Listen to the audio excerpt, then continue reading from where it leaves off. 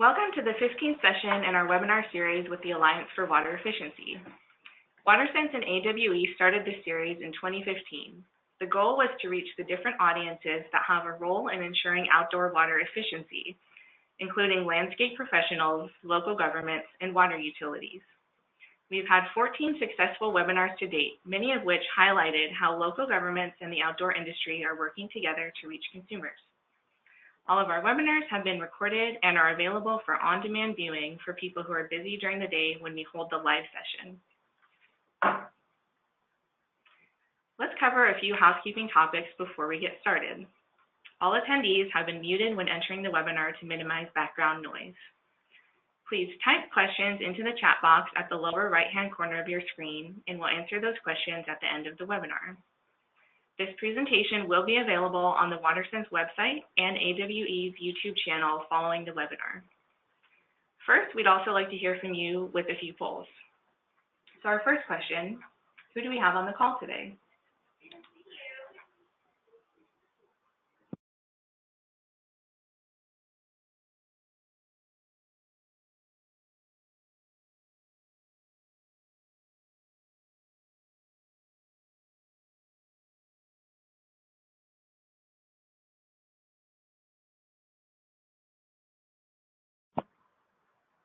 All right, so it looks like our biggest group is local and state governments.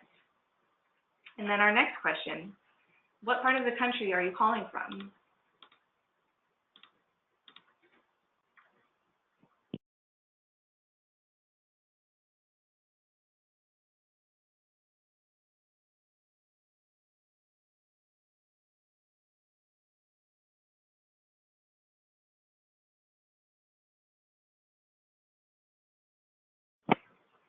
All right, thanks everyone. Looks like our biggest group is in the West.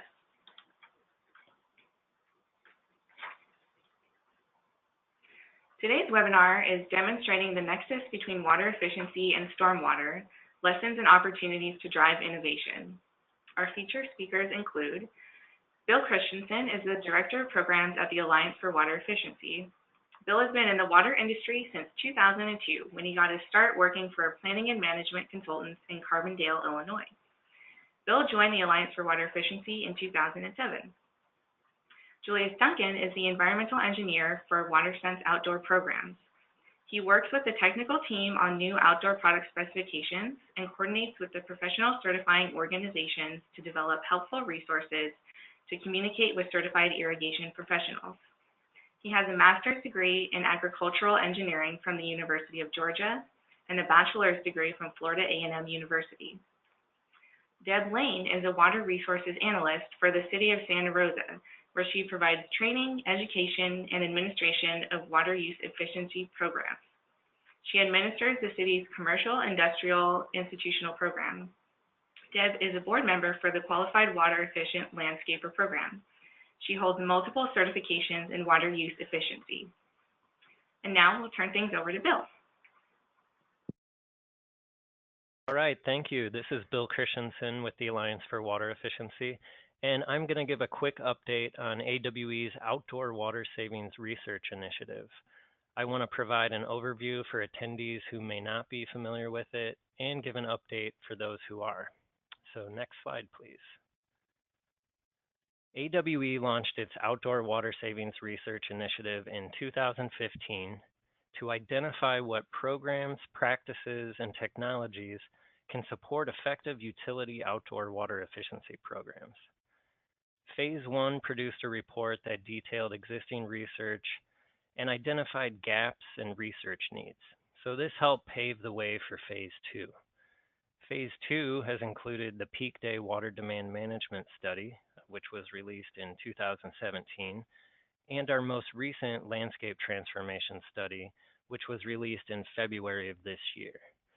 We also have our forthcoming Drought Restriction Study that we're really excited about, and that will be launched toward the end of this year. Next slide, please. So I wanted to provide a recap of our Landscape Transformation Study. It launched on February 14th. It was our Valentine's gift to the world. And WaterSense and AWE held a related webinar on February 28th. So if you missed it, but are interested, a recording of the webinar can be found on the AWE YouTube channel. And a number of resources from this study are available for download, including the executive summary, 2 full reports, and a fact sheet that's available to AWE members, as well as an infographic. And just as a quick summary, the analytics report focuses on water savings achieved from utility landscape programs, and the market analysis report focuses on customer motivations for landscape transformation. So there's a link at the bottom of this slide if you're interested in these resources, and we can go to the next slide.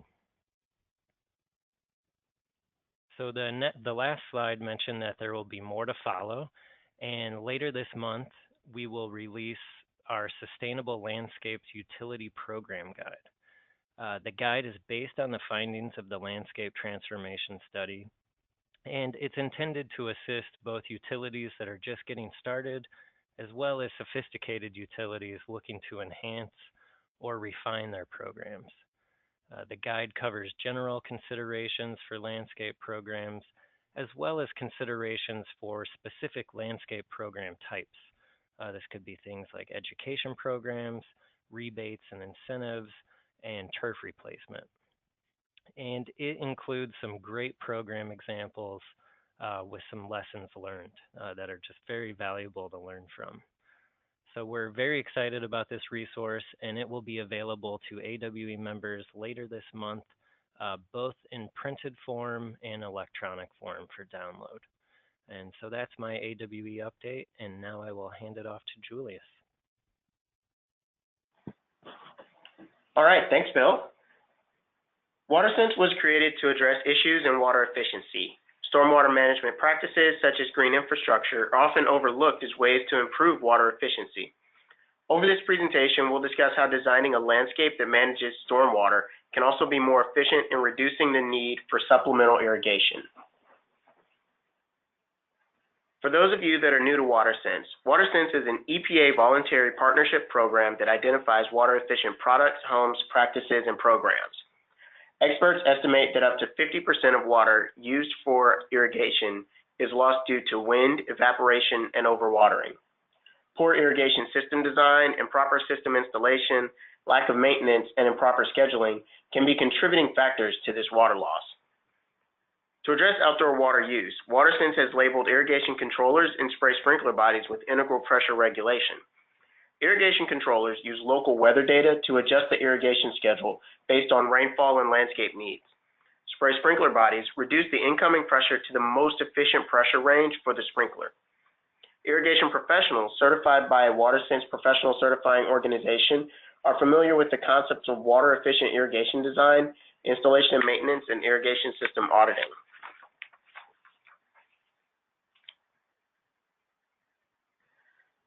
Stormwater management can include green infrastructure concepts that focus on sustainable practices for the landscape, and WaterSense can use these practices as part of their water efficiency goals. Diversity in the landscape can include using rain gardens that collect rainfall, and using climate-appropriate plants that can withstand water stress helps to limit the irrigation use in the landscape. Practices such as mulching and aerating help to maintain moisture. Trained irrigation and landscape professionals can design a landscape that uses the appropriate practices that reduce stormwater runoff. Rainfall collection tanks can supply water to the irrigation system, reducing the need to use municipally supplied water. The EPA Green Infrastructure Program has tools to help you design and plan for green infrastructure. Campus Rainworks Challenge encourages universities to come up for redesigns of their campus to include green infrastructure aspects. The Green Infrastructure and Parks Guide encourages partnerships between park agencies and stormwater agencies to promote the use of green infrastructure on park lands. Green infrastructure can be incorporated into the residential landscape. In our Water Smart Landscapes Guide, we talk about the ways a landscape can be water efficient, and certified irrigation professionals are familiar with these concepts. For example, low water use in local plants for rain gardens do not require as much irrigation to establish. That water can be saved for other uses. Gravel walkways can replace hardscaped areas in the landscape as well. Whether you're building a green roof, a rain garden, or planter boxes, we encourage you to use native plants. In the U.S., each region has its own climate, topography, geographic features, and soil. This wide variety of features means there is no one-size-fits-all approach to selecting plants. And next, we have our featured speaker, Deb Lane, and her presentation on the nexus between water efficiency and stormwater. Great. Thanks a lot, Julius. And I'm so happy to be here today representing the City of Santa Rosa and an exciting project that I'm going to share with you and talk about the nexus between water efficiency and stormwater. Let's jump on to the next slide. So where is this nexus of water use efficiency and stormwater headed? As we saw the two areas overlapping more and more here at the City of Santa Rosa, we decided to go for a grant back in 2012. And so today, I'm going to talk about the nexus, then and now, and use a project example of a sustainable education garden that we designed and constructed that highlights the future of the two fields. Next slide, please. A little bit about us here at the City of Santa Rosa. We have a population of about 169,000 people. We provide service to about 52,000 customers, and we are about 60 miles here north of the San Francisco Bay Area. We treat approximately 6 billion gallons of water per year. We deliver about 20,000 acre-feet of water per year. We have over 100 miles of creeks, and we are one of 10 agencies as co-permittees in our regional stormwater permit. Next slide, please. So looking back historically with outdoor water efficiency, certainly irrigation efficiency and controller programming are still fundamentally important issues, but there are other opportunities and demands in the landscape, and awareness is growing on the landscape's ability to leverage multiple benefits through a whole systems approach. Next slide, please. We're not just looking at water and saving water anymore, but the interrelationships of water, soil, energy, and air, this watershed approach where we're looking to leverage these multiple benefits. We can not only save water, we can clean water, we can reduce and eliminate runoff, we can provide wildlife habitat, we can reduce waste, and we can help address climate change. Next slide, please. So 20 years ago with stormwater management, we tried to get the water away as fast as we could from our developed areas and to the ocean via pipes, detention ponds, and channelized creeks. It really was treated as a nuisance and a hazard. Next slide, please. So now we're really moving into looking at stormwater as a resource. We can infiltrate stormwater. We can restore our creeks. We can add meanders. We can slow the flow down and keep stormwater on site. We're starting to use the landscape to mimic nature's function, and we're doing this in the same urban landscape footprint where water use objectives are being carried out. So how do we do this? Next slide, please.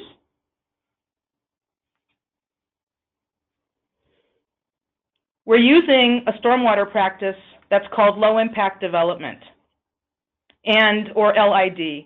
So with LID, we're trying to make the runoff on site post-development act as it did pre-development. Stormwater runoff is directed into these landscape features from streets or lots or roofs. The stormwater is allowed to infiltrate into the ground. It's filtered through the soil. Plants and the microbes in the soil help to clean the runoff and remove pollutants. Stormwater regulations are looking to urban landscapes to be the location where this stormwater is cleaned and infiltrated rather than treated as a nuisance and discharged into our waterways and wastewater treatment plants. It's a regulatory requirement stemming from the Clean Water Act through the National Pollution Discharge Elimination System Permit, NPDES. Here's a few examples of some nice features that we can see, nice LID features. Next slide, please. So landscapes are the nexus. As the two industries have been moving together, though, there are some challenges because we're sharing the same physical space, and at the same time, there's an opportunity to leverage that with multiple benefits, to use the water as a resource and to innovate. Let's move on. So these challenges, these are all key areas as we move toward implementing the Nexus. For the sake of time, I'll share a couple of good examples with regards to regulations. The types of plants that do well in inundated saturated soils that we find in various LID features are typically moderate to high water use plants that don't meet, here in the state of California, our model water efficient landscape requirements through the Department of Water Resources. So this is resulting in very limited plant choices that can be allowed. Another good example is mulch. We're required to use mulch per our model water efficient landscape ordinance, and it's certainly a best management practice to help build healthy soil. But we don't allow mulch in LID features. When LID features fill with the stormwater, any mulch will float into the stormwater system, and we don't want anything but rain in the storm drain system. And of course, we have utility conflicts potentially, and maintenance issues are important, and certainly public expectation. So, how can we move more towards collaboration? Next slide, please. We're demanding a lot, both from the regulatory perspective and physically, in these landscape features. So what do we do about it? Be at odds or move forward collaboratively. It's going to require unique and innovative designs to achieve all the objectives. We saw the overlapping areas in the same urban space as an opportunity to collaborate. We can create dual-use urban spaces. We can stack functions within the landscape and leverage technical expertise and have a result that is greater than the individual parts. Next slide, please. To that end, the City Hall Sustainable Education Garden Design was born, and because we took a collaborative approach, we were successful in receiving an $800,000 grant award from the State Water Resources Control Board in 2014.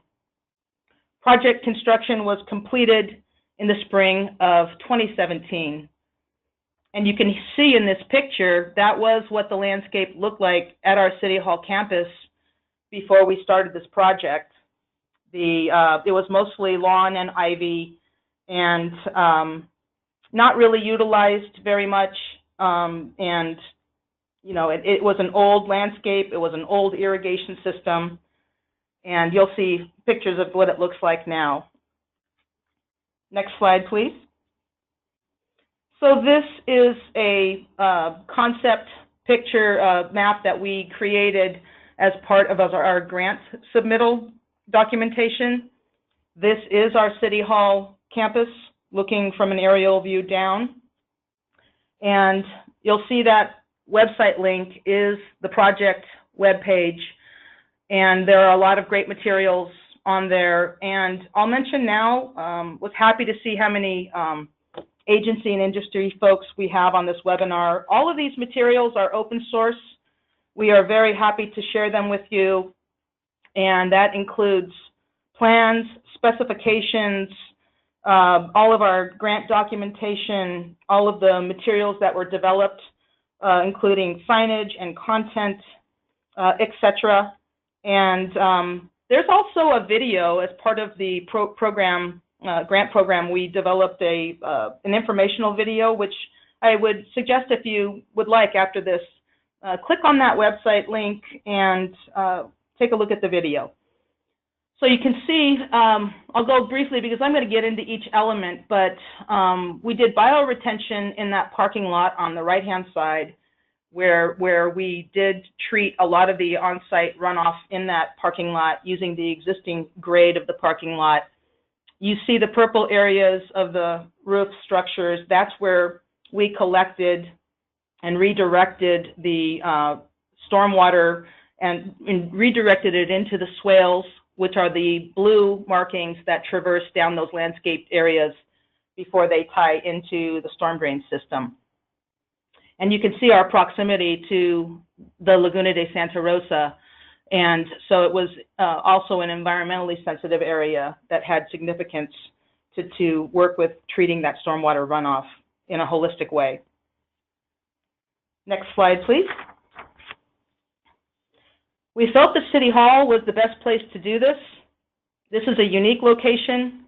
City Hall is where architects and developers, contractors come to do business. It's in the center of our community, and it was a great place to demonstrate the feasibility of putting in these types of features and to create a learning space. There's an outdoor classroom that on the right-hand picture you can see the rainwater harvesting tank, which I'll talk about, but there's actually a permeable concrete gathering area up there that serves for the community as well as where we can now teach classes.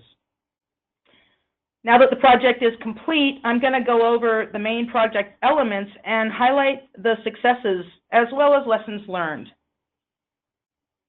Next slide, please. So the rainwater harvesting system was really the most interesting and challenging element of this project. The rainwater is collected in the tank and used to irrigate the landscape that you can see on the right-hand picture there.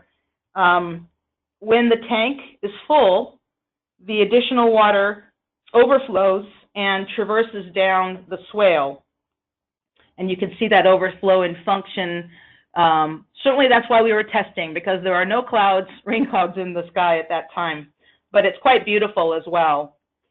And so when I talk about the Nexus, I don't think there's really a better one to describe than with rainwater, because when we think about rainwater harvesting, we think that we're saving potable water because we're no longer needing to use that in our landscapes or however we're using the rainwater, because we're now using the rainwater instead. But what it also is doing is attenuating the flow of the stormwater.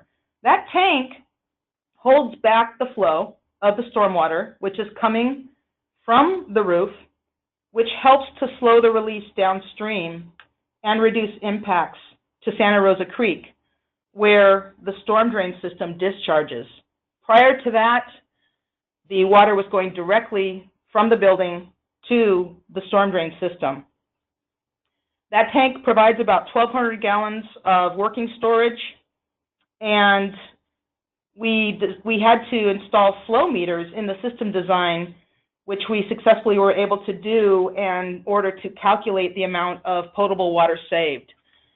And so that documentation is one of the tools that is available. There's a spreadsheet that we use to calculate the amount of offset water, and just one example of some of the interesting tools that would be available for you to check out on your own.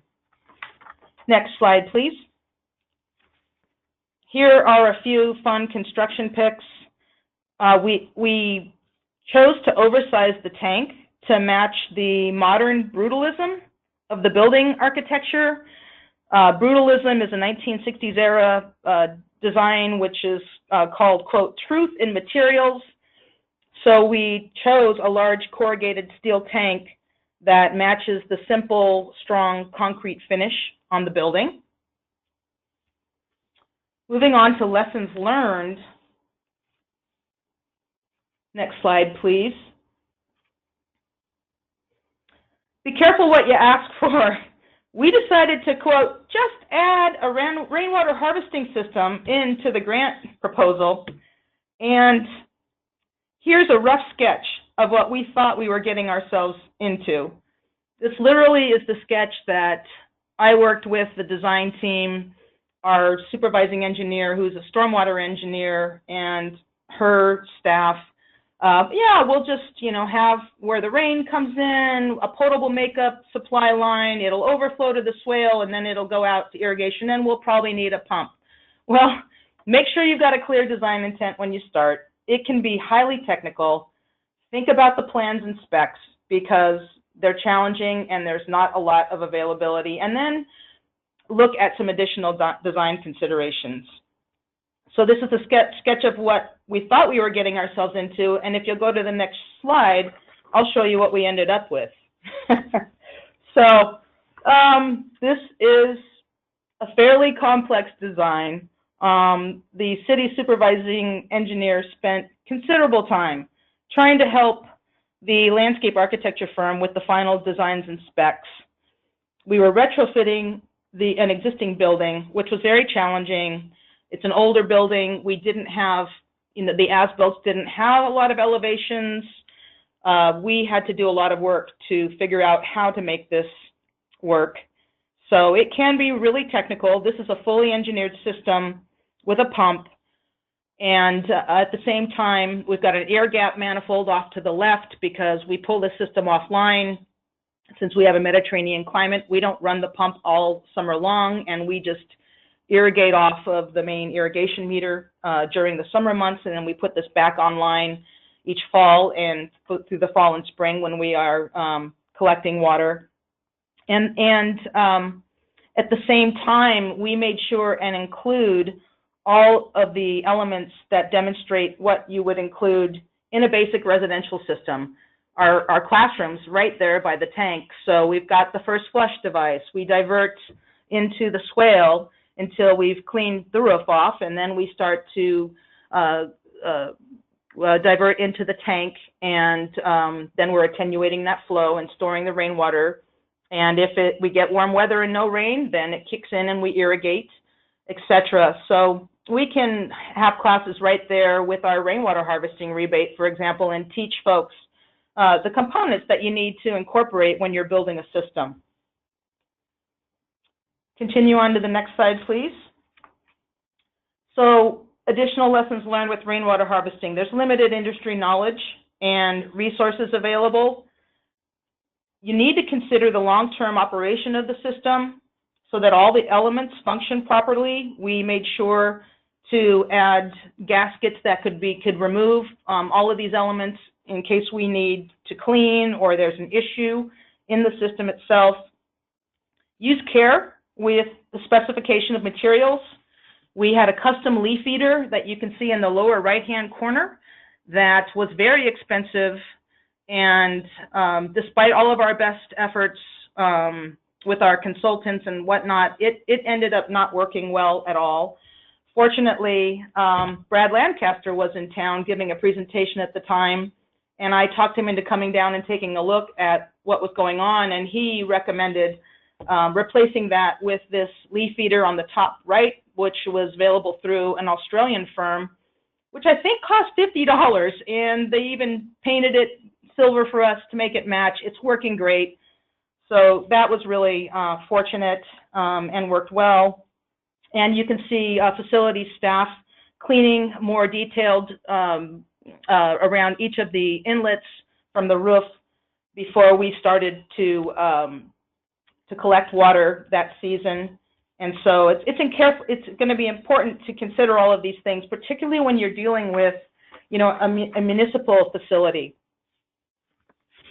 Moving on to the next topic, I want to talk about swales. So these swales are really working great. We redirected the downspouts from the buildings to slow spread and sink that stormwater runoff. They are working, they're infiltrating the stormwater. So at a qualifying storm, which for this project is 0.3 inches of a rainfall event, the way you can measure that they're working is when you go to the storm drain, there's no water going into the storm drain. So we had to do pre and post stormwater monitoring, and so we were very pleased that they are performing as designed. In terms of the Nexus, they are providing habitat, they are providing groundwater recharge, they're cleaning the water, they're reducing runoff, and they're treating water as a resource. And they're beautiful. Next slide.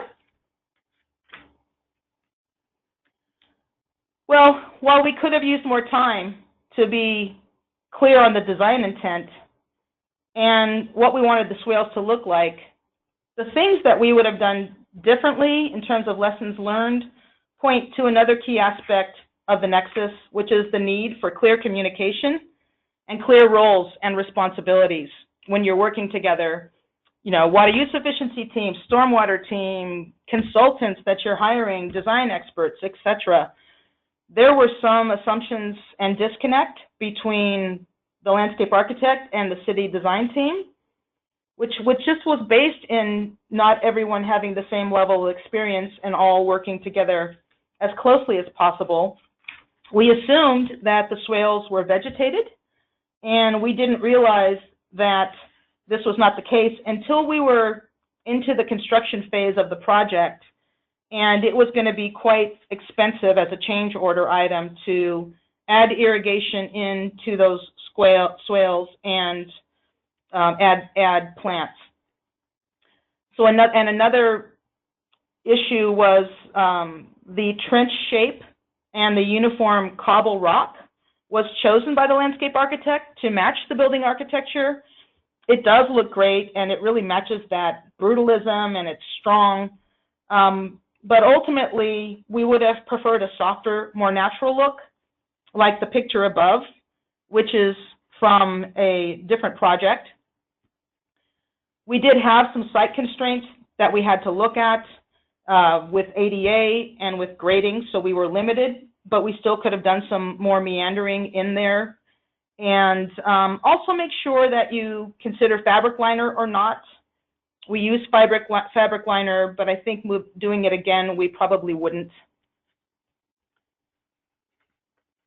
Next slide, please. So here are some pictures of construction where you can see a little bit of the grade on site that restricted the swale shape to some extent. But with the placement of some additional boulders, we could have, and adding vegetation, and then using different size cobble rather than one uniform size, we could have gotten that more softer, more natural look. I mean, it still looks great. These are just opportunities to take it to the next level if we ever did it again. This is essentially a vegetated site with a rock-lined swale. Next slide, please. Moving on to the irrigation system. Well, it's successful. It's high efficiency. It's saving water. It's durable. It's all half-inch inline tubing and low volume for the shrubs and low volume bubblers for the trees. We used a weather-based irrigation controller that is saving water and improving plant health and reducing irrigation runoff. And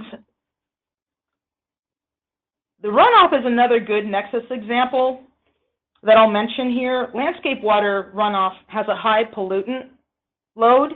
It occurs in the summer during low flow creek conditions here in Santa Rosa. So we really want to minimize or eliminate it in our landscapes during the summer. Stormwater professionals refer to it as urban slobber. So this controller also has the ability to manage multiple flow zones, and we needed this to calculate the potable offset from the rainwater harvesting system. We included a two-wire system. There's only one point of connection for an irrigation meter at City Hall, and there are two other conventional controllers, so we ran two-wire, and they're stubbed close to those other controllers for future expansion, with the hope of being able to consolidate this down to any site. You hope to consolidate down to only one controller because it's much easier to manage one controller, right, one brain of the system than multiples on each site. And this system can be managed remotely. You'll see there the picture on the lower right is the flow sensing capabilities that's going on for each of the flow sensors from the main line and then into the tank and out of the rainwater tank to the pump. And you can see the two types of drip systems configuration. We did gridded spacing for the meadows, and we did these circular, very robust designs with 4 emitters per each circle for the shrub areas. Next slide, please. In terms of lessons learned with the irrigation system, make sure that the controller platform has the customization and flexibility to handle the complexity and demand on your site. LID features typically have a much higher infiltration rate than typical planting areas. Typical planting areas may be clay loam. Around our neck of the woods here, some of these LID features, they'll use structural soil, which has a very high infiltration rate. We want stormwater to be able to go quickly into these features and be captured there to recharge the groundwater table. You need flexibility with your controller programming features to adapt for this. We made some assumptions. We assumed the weather-based controller had a root depth programming feature by zone, but it was by program. Because of that, we quickly ran out of programs and had to create a workaround. So really understand your controller limitations. Consider site drainage. The design of the system put these irrigation valves at the bottom of the slopes. I would do that differently to redo it, and would have requested that all of those the valves got moved to higher ground. And let's see, this is a renovation of an existing irrigation system. As I mentioned, there are 2 other conventional controllers that are irrigating on the other side of City Hall with a shared point of connection. We had to use a water window feature to quote out the smart controller so as not to trigger flow alerts with the other 2 controllers. And on this facility, there are quick couplers, which allow facility folks to attach a hose so they can do spot watering, etc. We specified what you typically would do for you irrigation nerds out there. You'll typically specify a normally closed master valve on your main line to protect your main line when you're not irrigating. And unfortunately, that won't allow the quick couplers to come on. So that was an oversight in the design phase, but we also did want to protect our main line. It's an old transit pipe main line that is prone to having issues, and that would be catastrophic water loss. But fortunately, the controller that we're using has the feature to account for this. But it did limit the amount of leak detection we're getting each day due to having to keep that normally closed master valve open to allow facility staff to have access to those quick couplers. Next slide, please. Moving on to plants. They're given the location at City Hall, visibility was important. So we took time to specify the right plant for the right place to not only allow visibility when those plants matured, but also as a sustainable landscape practice to make sure that we minimize the need for extra trimming and pruning. And plants want to, grow to their natural shape and size. So that was something that was important. They are all low water use with the exception of some of the moderates in the swales. And in terms of the Nexus, a lot of the plants that we chose require very little water, but they also function to improve infiltration, to reduce runoff, and to remove pollutants. They're hardy and low maintenance, which is appropriate for the civic setting at City Hall, and they're attractive. That's a good shot of the before and after right there too, right at the main entrance to City Hall. Next slide, please. So in terms of lessons learned, we make sure that you choose locally adapted, and microclimate matters, and be careful with during establishment and monitor frequently. The system on the left of the drip rings is very robust and an excellent system once the plants are established. But you can see those small plants have very small little root balls, and the emitters in those drip rings were at some points too far away to get water to the plants. And so there was stress. We were planting, right, as it always ends up, in the heat of summer, and the installing contractor was getting down there and hand watering as much as they could, but that was taking hours and it was very challenging. And we ended up losing a chunk of plants. And since then, we didn't know this at the time, but we discovered that the manufacturer makes a fitting for this very purpose. You can see on the right-hand side that little black clip. It clips on to the emitter in the inline tubing, and then you can attach a little piece of 1/4-inch tubing and temporarily get your water right to the root ball. So that was a good lesson learned, and if any of you use these systems in the future, make sure you ask to include those little components and get them into your specifications that they're used during the establishment period. Moving on to the next slide. Let's talk about soil. So we had friable soil even after heavy grading because we used some sustainable landscaping methods, best practices that included sheet mulching with using cardboard. We used compost as an amendment, and we even had a compost tea that was applied after the plants were installed. And you can see there with some of the mushrooms growing, that was part of what was in the compost tea and in our compost itself. So we know that soil is alive and supporting the soil food web with those living microbes. So that was very exciting. And the nexus is that when you have living soil, it can act as a sponge. It will help infiltrate water, hold water. It'll help attenuate flow, and it'll help remove pollutants. Those microbes will help remove pollutants. Next slide, please. In terms of lessons learned with soil, so in California, the model water efficient landscape soil requirements have not been generally understood, and they're challenging. The landscape contractor didn't understand how to create an action plan from the soil report, which is challenging because landscape contractors, in this case, we had a general contractor who hired the landscape contractor, and timing is key to keep these projects on schedule. So it's challenging to create an action plan that will not require a contractor to have to pull off from site during construction, which is just not realistic on a bigger project.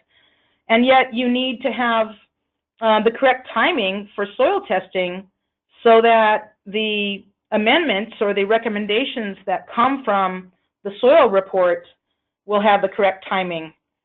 Some of the organic requirements were unrealistic with the construction schedule unless the contractor could have pulled off the job. And so in this example that you can see, the requirement was to turn gypsum into the soil and leave it for 2 weeks. And that just wasn't going to be feasible. And so what we ended up compromising, and we allowed it to be a punch list approach to satisfy that requirement. So timing is everything with regard to soil, a soil protocol in a construction project. Next slide, please. The parking lot bioretention, this is really why I think we were competitive for this grant. Here is a diagram of the parking lot at City Hall. There are 4 storm drains, and you can see the one that's circled in red. The blue arrows are coming into the storm drain are the existing grade of that parking lot. And what was innovative about this is that this is a retrofit. We didn't touch the existing grade of the parking lot, which would have been cost prohibitive. Instead, we dug trenches that were lined with Class 2 perm that took the stormwater runoff and directed it down into those planting areas. So that main planting area in the center and the other planting area square up the top that you can see, essentially treated all of the stormwater. All of the stormwater was directed into those features. They were dug out and only lined on the sides, not on the bottom, so that we could infiltrate, and filled with structural soil, which I'll show you in a moment. And you can see on the right-hand side the illustration where we've got the runoff going down toward that storm drain. We put in permeable concrete around each storm drain, and for most storms, the water would run through the permeable concrete down into the trench that was directed to these bioswale features that were filled with structural soil. And in the event of a larger storm, once the features fill up, the water would back up, and then the runoff would just go into the storm drain as designed. We didn't change the configuration of the existing storm drain. So this was a very innovative approach that our stormwater engineer came up with, and really was why we were competitive for the grant. Next slide, please. So you can see from the surface, this looks like a normal planting bed, but a lot's really happening under the ground. We are infiltrating stormwater. We're achieving the volume capture flow as designed. We're improving water quality, supporting plant health. You can see that plants are planted right into this. Trees really love growing in structural soil. They are really thriving. And it was a successful retrofit. This is truly stacked function right here that you're seeing. Next slide, please. Here are some photos of the construction of those bioretention areas. You can see the top left, it's dug out. We've lined the sides, but not the bottom. The middle picture there is the structural soil. There's nearly a 30% void in this material. It was developed for urban tree planting through Cornell University. It's ADA compliant. I think it meets specs for Caltrans for actually roadways. So it's exceptional because it doesn't compact. So it really provides room for the tree roots, and they really thrive in it. You can see the storm drain there dug out, ready for the permeable concrete and the lined trench that is sloped to carry the water into the bioretention area. And you can kind of see from the folks, the construction workers standing in there, how deeply dug out it was. Next slide, please. Lessons learned on this. Well, what started to happen over time, because these were all tested and working properly, that permeable concrete ended up degrading, I think, from the amount of cars. This is the employee and visitor parking lot. There are delivery trucks and whatnot driving around in there, and the material was degrading, and flow was bypassing the concrete rings. So we went through a process of evaluation and learning, worked with the state board to resolve this issue, and came up with a design improvement where now we ended up removing all of the permeable concrete and put in grates on two sides of the storm drain where the main flow of the parking lot water is coming in, and filled in the rest with regular concrete, and it's working well now. That was a good lesson learned. Next slide, please. Our sign program, I wanted to touch on this because it was a lot of work and challenging, but it's really, it's one of the fundamental pieces of this project because it's an educational garden. We were successful in taking technical concepts and making them easy to understand. We did them in English and Spanish.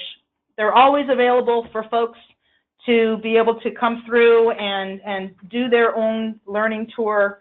They're attractive. And again, these materials are available for use if you're interested. Next slide, please. Lessons learned, they take time. They were a lot of work, and it was challenging to really simplify the technical information as well as capture it in both English and Spanish. You can see the upper right-hand side there. That's where we talk about Russian River-friendly landscape in our watershed, which is our sustainable landscaping approach of practices. And you can see understanding stormwater in our watershed, where we talk about what our watershed is and what LID is. The plant tags, we're having some issues with those being broken. I think we would go with a more robust plant tag if we were to do this over. It's not so much the tags themselves, but the mounting systems, and maybe put them farther away from the walkways. We're having some issues with that. And again, we're happy to share any of this content. Next slide, please. Well, some additional project considerations. The project went really well. The Nexus led to grant funding. The State Water Resources Control Board provided us with over $800,000 to help us. We had tried for years before to get a grant, and it was really the Nexus when we partnered with Stormwater and Water Efficiency that we were successful. We have a functional and beautiful and very cohesive space. The community's enjoying it. We're providing habitat. We're saving and cleaning water. We're stacking function. And we also have a historical inclusion with some repurposing of those granite pieces there. Those beautiful Sierra granite pieces were part of our original courthouse square steps. They were back in our boneyard here at the water utility, and we saw that and were able to reuse them as aesthetic toppers on the bridge that goes over the swale that takes you up to the classroom, as well as some weirs that are going down in each of the swales. So they're very beautiful. Next slide, please. Yeah, and finally, I would say in terms of lessons learned and additional project considerations, ADA impacts, make sure and consider those, and project costs that can be triggered. Consider them early. Look at the path of travel. Our parking lot bioretention triggered additional ADA work that it was required and it wasn't in the original scope, and that was an extra expense that we needed to come up with and was significant, and it required us to revise the timeline with the granting agency. Also, in terms of design, make things durable. Consider maintenance. You want to make sure that your maintenance is going to span the entire project from design to the useful life of the project. This project's got a useful life of 25 years. Certainly allow enough time, especially with a retrofit, because there are going to be issues that are unknown. And with that, I think I'm done. Thank you very much. All right, thanks, Deb. That was some really great information. I know I definitely appreciated hearing how you broke down each of the different components and some of their benefits, as well as ways that you learned going forward and how that can be, you can apply those lessons in the future. So next we'll open it up for a quick Q&A. I know we've only got about 5 minutes left, so we want to stick to that time frame. So as you're taking the time to type in your questions to the chat box, we'd like to put up a few quick poll questions. After we take some more of the questions from the speaker, we'll have a few more slides to close out the session and ask one more poll question after that about topics for future webinars. So first poll question, what type of landscapes do you work with? And we'll give everyone a couple seconds to answer that.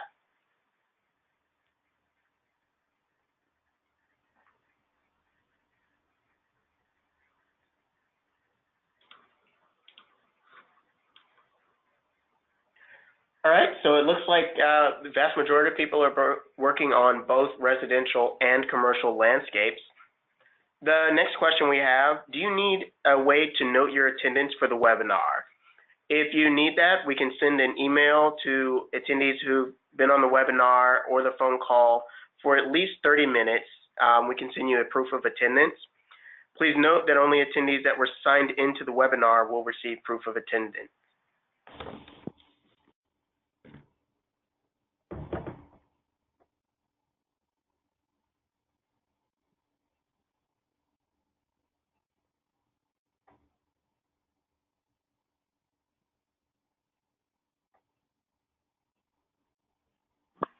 All right, thanks. So we'll be able to send out the proof of attendance for anyone that needs it.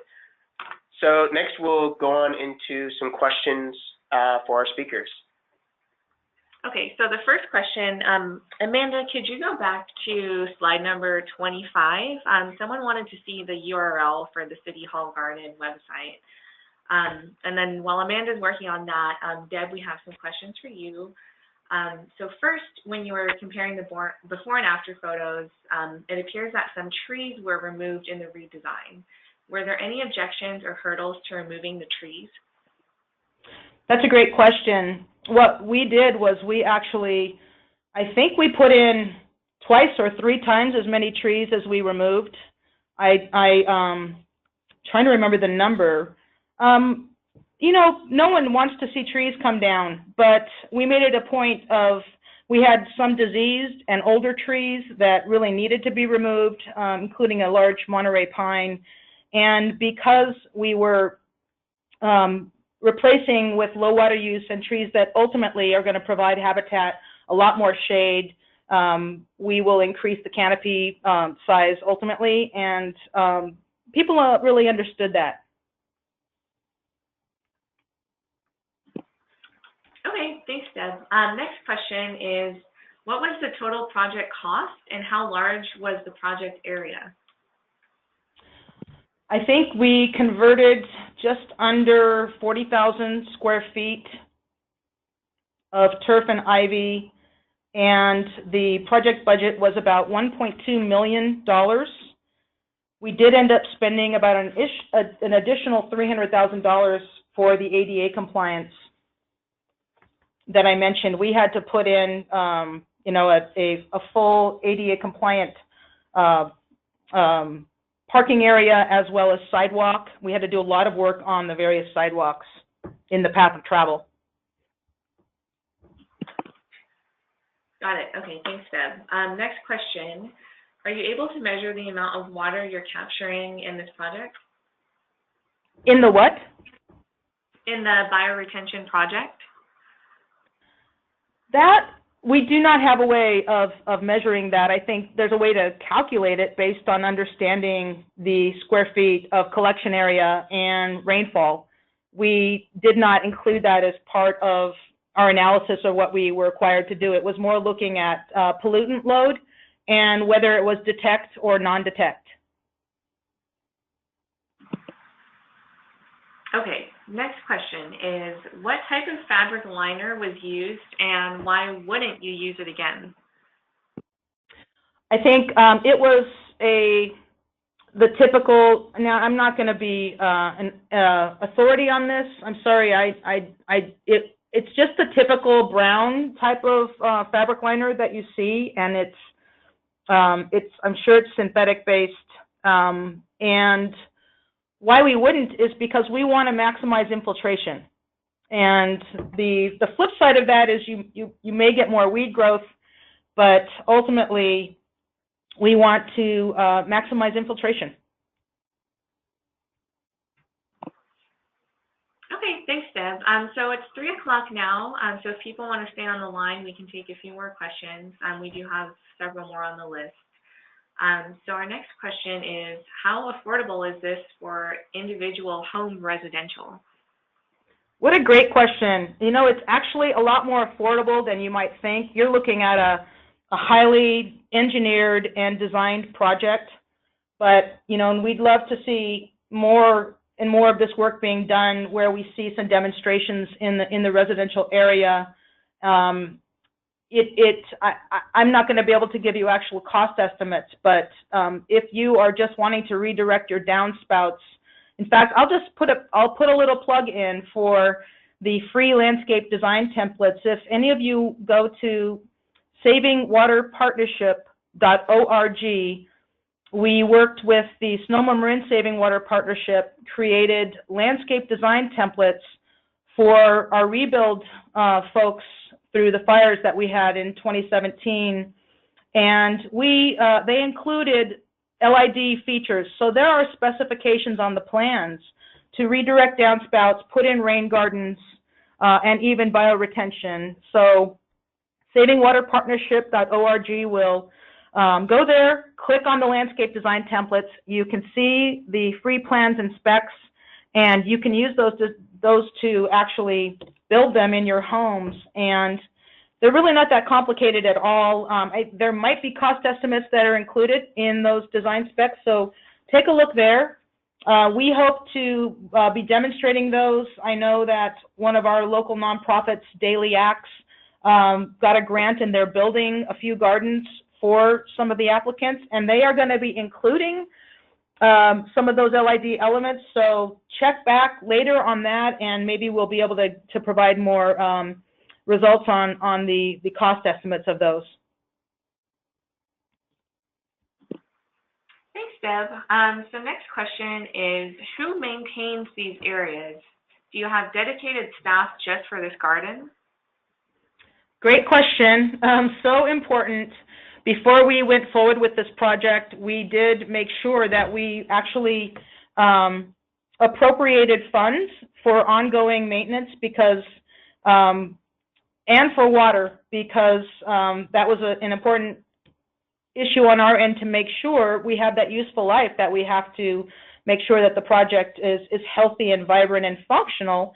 And so our Recreation and Parks Department has outsourced the maintenance for the project, and I can't stress enough how important that is when you're moving into doing a project like this, to have something in place, and look at the, make sure that you've got something so that it can be in contract and going. Either you're going to have the staff to be able to do it, or you're going to have the ability to outsource that, and consider that before you start.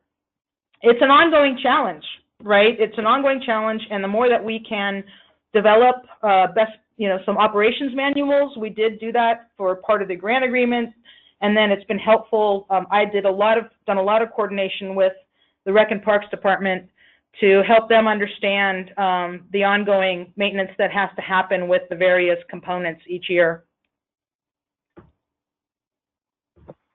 Okay, thanks so much, Deb. So we do have a few more questions, but in the interest of time, we're going to head on to our next few slides. But if you did submit a question and haven't received an answer yet, we will follow up with you with more information. All right, and again, thank you, Deb, for your presentation. So we're just going to close out with these few slides. Some of you may already be a WaterSense partner, but we might be new to others. Our program depends on our partners to carry the message of water efficiency to customers. These are the categories of partners that we have. Many of the utility and government organizations on the call today fall into our promotional partner category.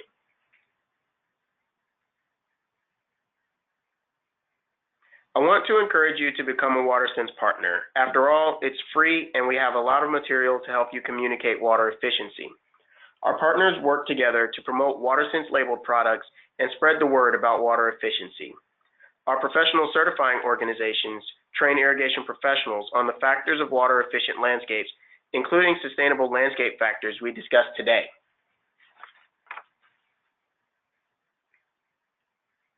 If you're an irrigation professional, consider one of our WaterSense labeled certification programs.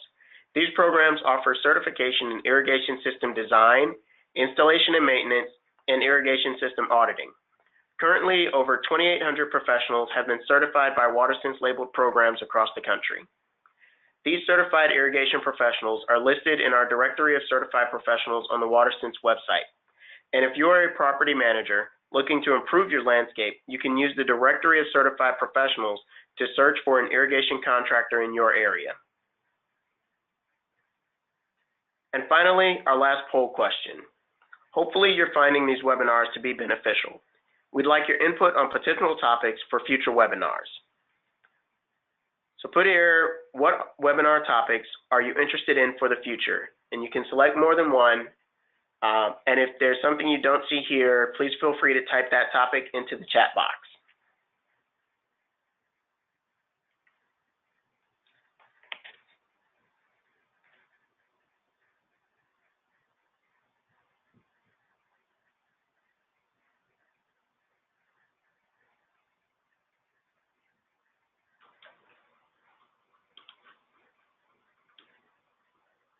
All right, thank you for those answers, and we will look at doing some of those in some of our upcoming webinars.